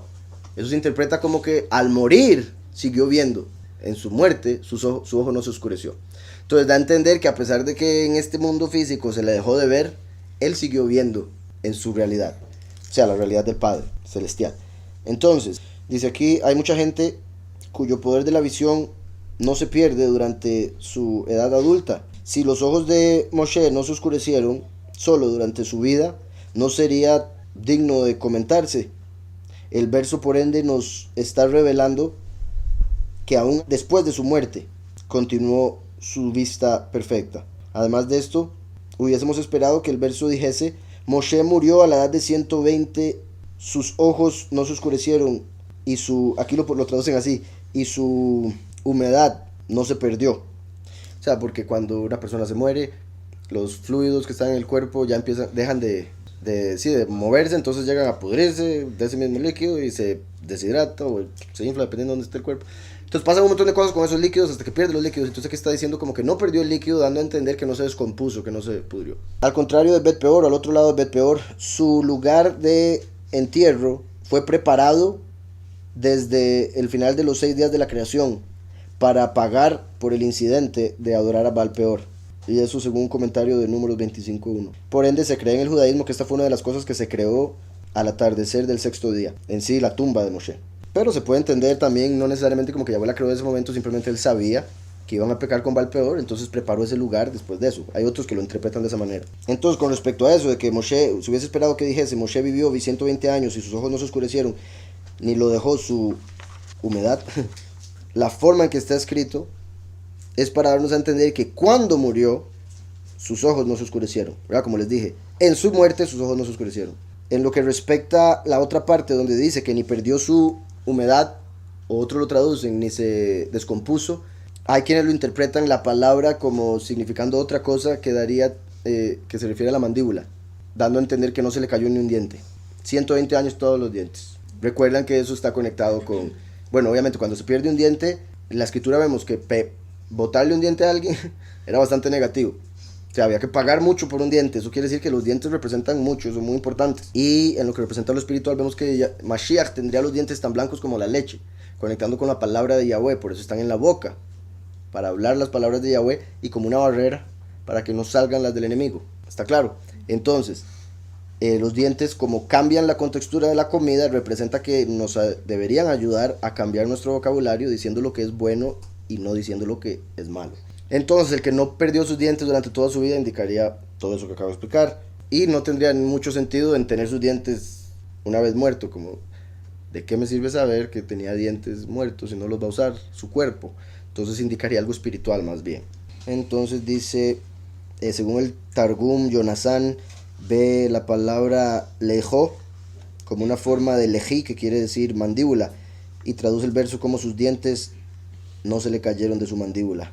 Moshe tenía 120 años, al fallecer su apariencia no cambió, sus ojos no se oscurecieron, o sea, dando a entender que una vez que murió, fue solo su cuerpo, él siguió como si nada, viendo, sus ojos no se oscurecieron. Como la gente que muere y es impía, sus ojos se oscurecen en el sentido de que se van a la oscuridad del abismo, o del Seol, donde está la parte fea. ¿Está claro? Él entró al paraíso, imagínese usted, terminar viendo más luz que la que veía aquí. Yo he escuchado historias de personas que se mueren por un momento, y mientras están muertos, se sale el cuerpo, sale del cuerpo su alma y pueden verse a sí mismos, y que han dicho que estando fuera del cuerpo, les ha sorprendido darse cuenta que todo se vuelve más real de lo que parece cuando uno está en el cuerpo. Uno pensaría que cuando se sale del cuerpo todo se vuelve como transparente, como se lo han puesto uno en las películas, como más bien irreal, como fantasmal. Sin embargo es al revés, todo se vuelve más real cuando el alma sale del cuerpo. Entonces, interesante esto de los ojos. Obviamente para el justo se va a volver más real positivamente, para el impío se va a volver más real el castigo, darse cuenta que sí existe, como lo de Lázaro y el rico. Y los israelitas, oigan esto, en hebreo en realidad dice, y lo lloraron los hijos de Israel, y lo lloraron los hijos de Israel a Moshe. Es particular, ¿qué quiere decir eso? No lo lloraron las mujeres. Vean estas mujeres. ¿Por qué? Porque Moshe tenía que decirles las cosas que tenía que decirles. Moshe actuaba como juez. Entonces cuando llegaba la gente ante él, él tenía que escoger entre uno y el otro y decir, de ahí, usted tiene razón, usted está equivocado. Y la que perdía el juicio se iba a este juez, Moshe. Pero Aarón era uno que lo que hacía era unir y traer la versión de cada uno a un balance para que este diera de su parte, este diera de su parte y siguieran como amigos. Entonces Aarón acostumbraba unir parejas. Decirle a la esposa de las veces que usted, chiquita, no, aguántele eso, usted no sé así. Se unían. Entonces las mujeres decían, bendito Yahweh por Aarón, porque estamos bien después de haber ido a hablar con él. Volvimos a unirnos. La familia se unía. Por eso dicen en Malaquías que Eliyahu, que es como Aarón, volvería el corazón de los padres a sus hijos a sus padres. Esposa. Porque Aarón une. Y por eso cuando Aarón murió, lo lloraron todos, hombres y mujeres. Todos lloraron a Aarón, pero cuando muere Moshe, solo los hombres. Dando a entender como las mujeres del mundo, las iglesias, no van a llorar al testigo como Moshe, más bien se van a alegrar, van a decir que es rico por andarnos diciendo que... A Moshe no lo lloraron las mujeres, eso es lo que da a entender que lo lloraron los hijos de Israel, pero eso es interesante porque lo que dije ahora, los 144,000, que todos salen como varones, son los hijos. O sea, a Moshe solo lo van a llorar los 144,000. Y lo lloraron los hijos de Israel a Moshe, Bearbot Moab, en las planicies de Moab, bro. Dice, y los israelitas hicieron duelo por Moshe en los llanos de Moab. 30 días. Muy interesante. En la planicie de Moab, Sheloshim Yom. 30 días. Que hace alusión a un mes entero. Obviamente, es un mes entero. Pero ¿por qué no dice Jodesh, que es mes? Una de las razones, porque al testigo como Moshe, y también Moshe. O sea, Moshe murió aquí. Entonces lo lloraron hasta aquí. Pero si hubiese sido que muere aquí, entonces lo lloraron un mes. Al morir aquí, en realidad sería aquí y hasta aquí, ¿verdad? Obviamente, porque cambia el mes. Entonces incluye 2 meses, pero fueron 30 días. Eso es interesante porque el testigo como Moshe muere aquí. Entonces, a partir de aquí, empiezan 30 días, que son los 30 días que aparecen en Oseas 5:7, la gran tribulación. Los 30 días en que mueren los muchos. Oseas 5:7. Curioso que lo lloraron 30 días, porque a partir de la muerte del testigo como Moshe, van a llorar en el mundo 30 días seguidos. No por él se van a alegrar 3 días y medio. Y los israelitas hicieron duelo por Moshe en los llanos de Moab 30 días. Así se cumplió el plazo de duelo por Moshe. Y así se completó los días del llanto. Sí, del buen pastor, como lloraron por el buen pastor. 30 días. La lamed, la vara que llevaba Moshe. Verso 9 del hebreo. Y Yahushua, hijo de Nun, fue lleno de Ruach Hogmah. Ay, qué perfecto. Entonces murió Moshe y fue lleno Yahushua. Ahorita se puede decir de otra manera, ya vamos a ver por qué. Porque fue Moshe el que puso sus manos sobre él. Pero se puede tomar como que Moshe puso sus manos solo por él y una vez que murió, recibió el Espíritu. Por el orden que lo está diciendo. O se puede tomar como que puso sus manos, recibió el Espíritu y se fue a morir. Cualquiera de las dos.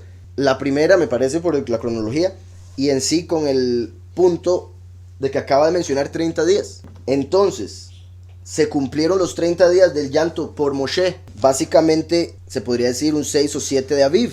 Y el 7 de Aviv, que sería el final de los 30 días, porque murió un 7 de Adar. 7 de Aviv sería una semana, exactamente una semana antes de Pesaj, que sería cuando inician los 2 testigos. Por otro lado, algo que me parece interesante en lo que respecta a nuestro contexto histórico, bendito Yahweh, que se acuerdan que el próximo año se va a sincronizar el calendario judío con el calendario verdadero, y aún el calendario gregoriano, porque Semana Santa la van a celebrar igual los católicos. Entonces este año se van a conectar todos los calendarios. Curiosamente este año tenemos una semana aquí que es la semana de la creación, ¿recuerdan? Los judíos tienen un mes entero bisiesto, los gregorianos tienen un día bisiesto cada 4 años. Nosotros cada 6, una semana. Curiosamente, sí, entonces hasta dentro de 4 años habría otro bisiesto. Y de ser así sería, si tú empezas este año por la sincronización que se está dando, sería después de la muerte de los 2 testigos, como para que los años se puedan contar correctamente. Pero bueno, va a haber una semana aquí bisiesta, que es la semana de la creación, según el libro que se encontró de los libros del Mar Muerto. Entonces, si lo tomamos como que Moshe murió este mes, que fue aquí, los 30 días irían hasta aquí y después la semana. O sea, al final del duelo por Moshe se acabaría el 1 de Aviv, que es cuando Yahushua nació. Y Yahushua recibió la Ruach a partir de que se habían acabado los 30 días. Entonces, se conecta con Yahushua HaMashiach, que nació este día, y con nosotros, por lo que acabo de mencionar de la semana, y porque si los 2 testigos van a empezar aquí, sería una bendición gigante que el testigo como Moshe Ben Nun reciba el Ruach aquí, para empezar el ministerio aquí. Cuando nació Yahushua, que recibiese el Espíritu, para hacer su segunda manifestación. Entonces, muy particular como lo dice aquí. Después de que se cumplieron los 30 días, Yahushua recibió el Ruach. Como si, o sea, andaba de sucesor y por 40 años detrás de él y todos los días esperándolo para todo, no había recibido el Espíritu. Pero ya se muere Moshe, entonces ese Espíritu que estaba en Moshe tiene que pasar a otra persona y ese era Yahushua Ben Nun. Entonces dice, y Yahushua Ben Nun fue lleno de Ruach Hokmah, Kisamach, porque había puesto Moshe sus manos sobre él. Ahí vemos lo de la imposición de manos, el poder que tiene, y por eso hay que tener tanto cuidado de quién le impone manos a uno. Pues le pasa un espíritu que no es de Yahweh. Y también de sobre quién uno impone manos, porque no le puede dar a los cerdos perlas. Entonces hay que saber juzgar sobre quién se imponen manos. No es como, venga, todo el mundo. Entonces, Y los israelitas hicieron duelo por Moshe en los llanos de Moab 30 días, así se cumplió el plazo del duelo por Moshe. Y Yahushua, hijo de Nun, recibió ahí el espíritu de sabiduría, pues Moshe impuso sus manos sobre él. Aquí lo traducen como si hubiera sido antes, obviamente, donde lo recibió. Pero la forma en que está escrito queda perfecto para lo que acabo de explicar. De todas maneras, aunque los dos testigos o el primer sello no se abra este año, bueno, el año que viene hebreo, cuando se abra se va a dar eso que acabo de explicar, de que se dio el duelo y después Yahushua fue lleno del Ruach, solo que se daría un 7 de Aviv. Cuando Eliseo o Elishua recibió la doble porción de Eliyahu, fue hasta que Eliyahu desapareció de este mundo. Es como Yahweh no le da esa porción a alguien si ese alguien todavía está. Eso ahí muestra entonces que lo que habla también la escritura de, bueno, de otras maneras, pero ya lo hemos hablado acá, de que solo puede haber un líder por generación. Hay 36 justos, pero un líder. Aunque estaba Aarón, era el que enviaba a Moshe, el líder. Entonces una vez que muere el líder, ahora sí, se toma otro. Entonces Yahushua, hijo de Nun, tenía ruach de sabiduría, pues Moshe impuso sus manos sobre él. Los israelitas le obedecieron. Oigan, los israelitas le obedecieron e hicieron tal como Yahweh le ordenó a Moshe. Entonces empezaron a seguir a Yahushua como si fuera Moshe. Y lo escucharon a él, los hijos de Israel, e hicieron como mandó Yahweh a Moshe.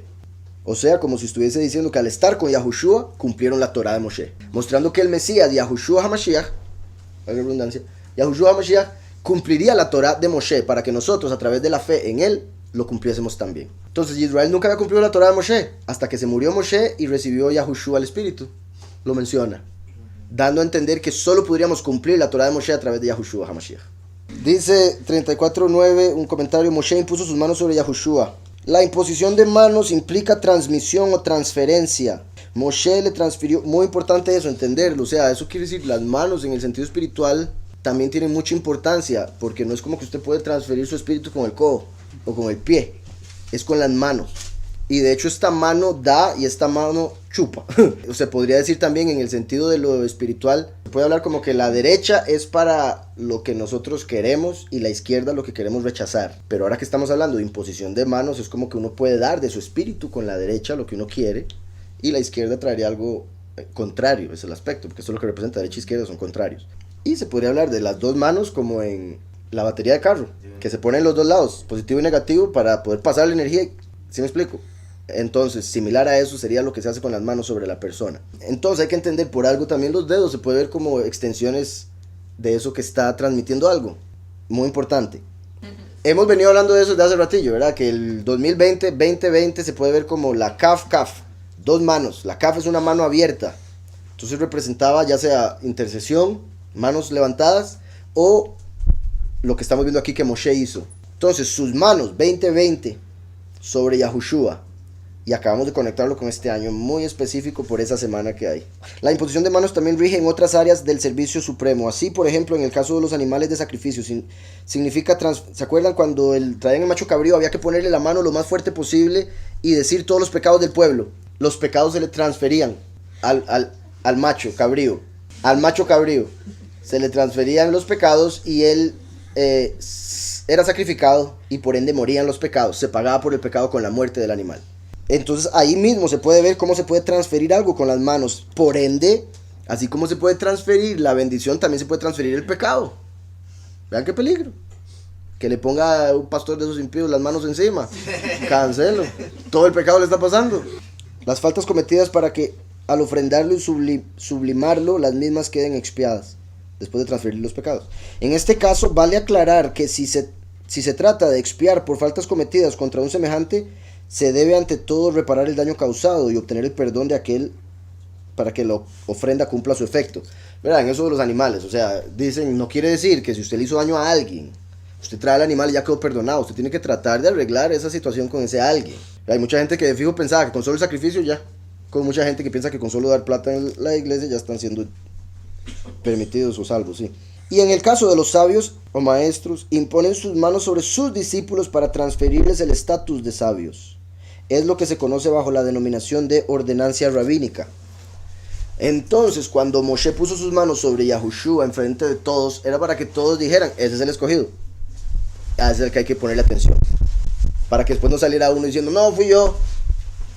Porque nadie vio a Moshe poniéndole las manos a ese alguien.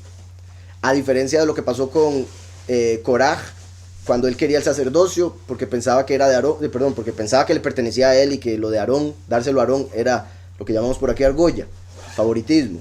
Entonces, Moshe le dice, vamos a ver a quién escoge Yahweh, enfrente de todo el pueblo, mañana mismo traigan sus incensarios, vamos a ver qué pasa. Y la tierra se abrió y se tragó a Korah con toda su familia. Entonces ahí quedó claro, era Aarón, bastante claro. Continúo con el verso 10. Dice, y vean, esto es clave, ya lo he explicado, no con este contexto, pero ahora va a quedar más claro. Dice, y no ha habido otro profeta en Israel como Moshe, que haya conocido a Yahweh cara a cara. No ha habido profeta como Moshe, pero como dijimos ahora, con Yahushua como postrer Adán, todo volvió a empezar. Entonces, antes de Yahushua no hubo profeta como Moshe, solo él. Ahora después de Yahushua se abre otro tiempo para que haya uno como él. Tiene que haber uno, porque de hecho Yahushua vino a reiniciar todo. Entonces tiene que repetir la historia. ¿Está claro? Lo curioso es que Yahweh ya lo prometió en el mismo Deuteronomio. Le dijo a Moshe, yo levantaré un profeta como tú. Entonces, como ahora dice aquí, no se ha levantado profeta como él. Yahweh lo prometió. Quiere decir que, repito, no se ha levantado profeta como él, es hasta Yahushua. A partir de Yahushua se empiezan a cumplir las promesas, en la cual se cumple la de Deuteronomio, de que daría un profeta como Moshe. Deuteronomio 18:15. Dice, un profeta como yo te levantará Yahweh. Y después Moshe más adelante está escribiendo, no se levantó un profeta como yo. Sería contradicción. Estaría cancelando esta profecía. Entonces entendemos que con Yahushua todo volvió a comenzar. Entonces al volver a comenzar, Yahweh podría enviar el profeta que le prometió a Moshe. Por otro lado está diciendo que haya hablado con Yahweh cara a cara. Entonces uno podría decir, ok, está hablando del aspecto de hablar con Yahweh cara a cara. Cosa que sabemos, Yahushua nos dijo, nadie ha hablado cara a cara con Yahweh. Para muchos eso sería contradicción.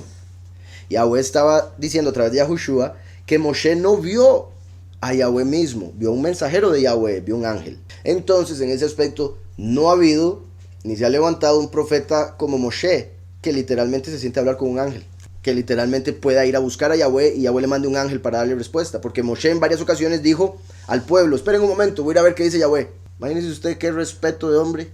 No, voy a ver qué me dice Yahweh, el Todopoderoso. Él tenía acceso al Todopoderoso. Y aunque en el judaísmo hay quienes tienen la opinión de que Yahweh solo se le revelaba a Moshe cuando él quería, y por ende Moshe se tenía que mantener apartado para que Yahweh se le revelara, lo cual es cierto, se tenía que mantener apartado porque él no sabía exactamente cuándo se le iba a revelar, a diferencia de Bilam, que según los judíos sí sabía, y por eso él hacía lo que le daba la gana, y cuando sabía que Yahweh se le iba a manifestar se purificaba. Como sabemos, representa al falso profeta, que solo se hace las apariencias o hace un poquitito para recibir lo que quiere, y después hasta ahí llegó su purificación. Exacto, el siervo malo. Entonces Moshe se mantenía puro, pero tenía la capacidad de ir a buscar a Yahweh y Yahweh se le aparecía, como lo vemos en varias ocasiones. Entonces no hubo un profeta como él que pudiese ir a buscar a Yahweh y Yahweh le daba la cara a través de un ángel. Entonces Yahushua nos dice, nadie ha visto a Yahweh. Eso es para explicarnos que Moshe vio un ángel, no a Yahweh. Perfecto, no hay contradicción. No se levantó otro como Moshe. Si Yahushua es el postrer Adán, entonces quiere decir no se levantó nadie como Moshe hasta que vino Mashiach. Una vez que viene Mashiach, Mashiach nos dice que se tiene que levantar Moshe otra vez como uno de los dos testigos al final, profetizado en Deuteronomio 18. Y no ha habido otro profeta en Israel como Moshe que haya conocido a Yahweh cara a cara. En hebreo aparece aquí el 10. Y no se levantó, veló cam, de cum, ¿verdad? Cum, verbo que está conectado con el último. ¿Por qué? Porque el último es descendiente de Yosef. Y Yosef tuvo un sueño donde dijo que sus espigas se levantaron, cum, y las espigas de sus hermanos se inclinaron ante él. Entonces el verbo cum aparece primero en la escritura, en el sueño de Yosef, para revelarnos que la manifestación o cumplimiento de esa profecía, con la palabra cum, levantarse, estaría conectada con el último, el testigo como Moshe. Curiosamente le dijo Yahweh, un profeta como yo te levantará Yahweh. Y aquí dice, no se levantó. Misma palabra, cum, cum, cum. Conectando todo, entonces entenderíamos que Yahweh prometió a través de Yosef que el profeta que se levantaría como Moshe vendría hasta el puro final, y en el medio habría un cambio de historia. Entonces dice, no se levantó profeta más en Israel como Moshe, que conociera a Yahweh panim el panim, cara a cara, por todas las señales y milagros que Yahweh le mandara hacer en la tierra de Egipto. Bueno, en hebreo, sí, por todas las señales y milagros o maravillas que lo envió a él Yahweh para hacer en tierra de Misrayim ante el faraón y para todos los siervos o esclavos para todos sus siervos y para toda su tierra, ¿verdad? La tierra de Egipto. Entonces, como diciendo, no hubo un profeta como Moshe que fuera evidente que tenía la capacidad de hablar con Yahweh a través de todos los milagros que hizo. Si tomamos los milagros como una evidencia de, entonces diríamos con Yahushua ya se cumplió. Yahushua hizo más milagros que Moshe, definitivamente. Ahí vemos entonces que con Yahushua se volvió a iniciar todo. Todo cambió. Por otro lado, al mencionar las plagas, que fueron 10, está conectándolo con el testigo como Moshe, que viene a predicar 10 plagas durante los sellos y las trompetas. Entonces está diciendo que no se va a haber levantado ninguno como él hasta el puro final, cuando se cumple el cum que profetizó Yosef con su sueño. Dice por acá, 10 versos diferentes mencionan la muerte de Moshe, en alusión a las 10 veces que Yahweh decretó que no ingresaría a la tierra prometida. Verso 12. Y en la mano poderosa y el estremecedor poder que aplicó Moshe a la vista de todo Israel. Entonces leo esos 2 versos seguidos porque van juntos. Yahushua dijo, y no ha habido otro profeta en Israel como Moshe que haya conocido a Yahweh cara a cara, por todas las señales y milagros que Yahweh le mandó a hacer en la tierra de Egipto contra Paró, contra todos sus siervos, en contra de toda su tierra. Y en la mano poderosa, o sea, y evidente a través de la mano poderosa y el estremecedor poder que aplicó Moshe a la vista de todo Israel. Muy particular porque en lo que respecta a Moshe históricamente, donde dice mano poderosa, se refiere a que las manos tan fuertes de Moshe era tan fuerte físicamente, en el sentido literal de esto, que fue capaz de traer las 2 piedras desde arriba de la montaña, que tenían todos los mandamientos, que no eran piedras pequeñas. Entonces imagínense la fuerza. Y no solo eso, cuando llega y ve al pueblo pecando, tiene la fuerza de tirarlas con tal fuerza que se rompiesen. Entonces la fuerza de sus manos era tal que al tirar las piedras las quebró enfrente de todo el pueblo, y todo el pueblo se quedó, hijo. Entonces agarró las piedras y las despedazó. Ahora, en el sentido espiritual, que es más elevado que ese, claramente, vemos algo muy interesante. Cuando Yahweh manda las 10 plagas a Egipto, dice que lo hizo con brazo extendido y mano fuerte. Brazo extendido, mano fuerte. Como siempre les he dicho, el brazo extendido representa a Yahushua, con el que nos redime.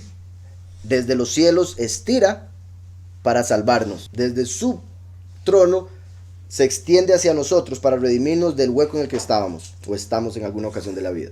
Mano poderosa se refiere al castigo de las plagas de los egipcios. En lo que respecta a las plagas, por si algo, ya lo he dicho, que no es contradicción, el brazo extendido se refiere a la plaga de los hijos primogénitos, y la mano poderosa a la plaga de las bestias que murieron. El primero viene por los primogénitos, los hijos de Yahweh, y el último viene por las naciones, que son como bestias, en sus acciones.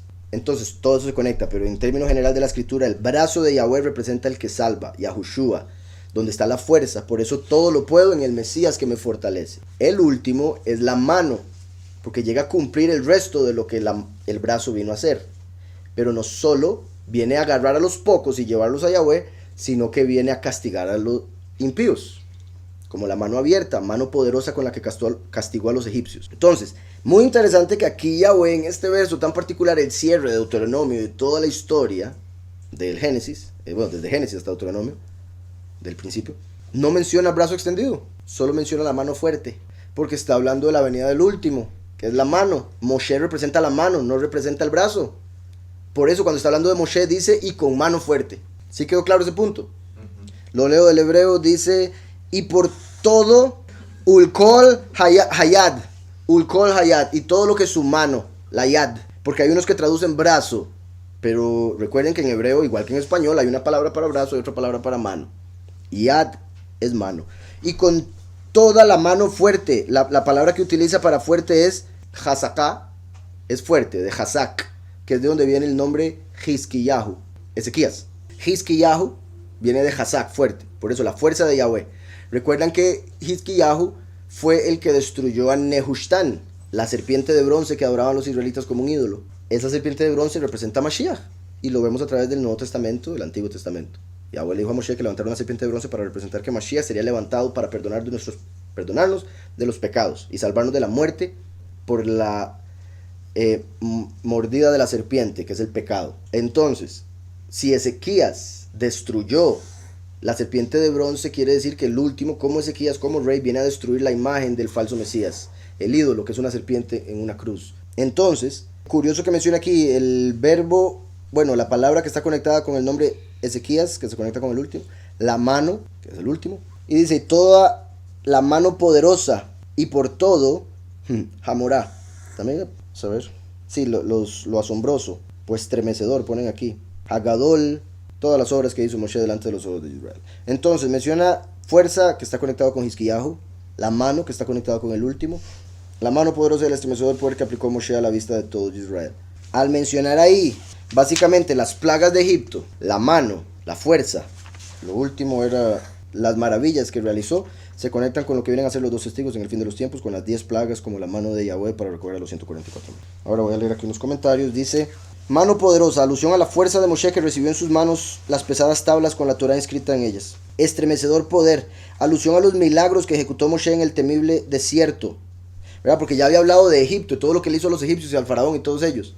Ahora, al decir mano fuerte, se está refiriendo, y las maravillas se refiere a los milagros del desierto.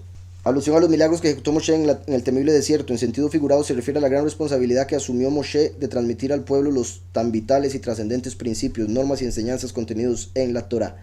Después dice Hashem, Yahweh aprueba que Moshe rompa las tablas. Es curioso también, los términos que Yahweh utiliza en esta parte para hablar a Moshe, hace alusión a que Moshe, cuando rompió las tablas, tenía la aprobación de Yahweh. O sea, Yahweh estaba de acuerdo con que Moshe rompiese las tablas. Cuando Moshe consideró apropiado romper las tablas a la vista del pueblo, Yahweh consintió con él.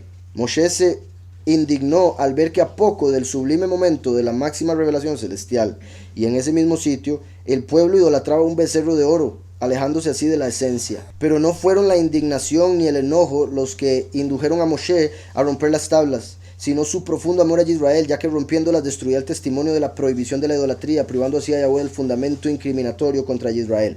Porque el segundo mandamiento dice: no tendrás ídolos. Cuando los ve con un ídolo, no se ha hecho nada. Entonces, por amor a Israel, es como un hombre, un abogado, por ejemplo, que cuando está por entregar el papel de matrimonio a la mujer, se da cuenta que la mujer está con otro, entonces lo rompe para que la mujer no quede como adúltera. Se puede arrepentir y ahora sí casarse bien. Así, en Éxodo 34:1 dice Yahweh a Moshe que las segundas tablas sean iguales a las primeras, las que rompiste. En Deuteronomio 34:12, Rashi explica que tales palabras constituyen el beneplácito de Yahweh a Moshe por el acto de haberlas roto, como que Yahweh dijo a Moshe: bien hecho. Esta expresión, que subjetivamente parecía producto de la ira de Yahweh contra el pueblo a causa del becerro, debe verse más bien como la aprobación de Yahweh a la actitud de Moshe en defensa del pueblo, como que le dijo: bien Moshe, tú eres un líder, y más allá en cualquier otro análisis, un líder siempre debe salir en defensa de su gente, aunque para ello hayas debido romper las apartadas tablas.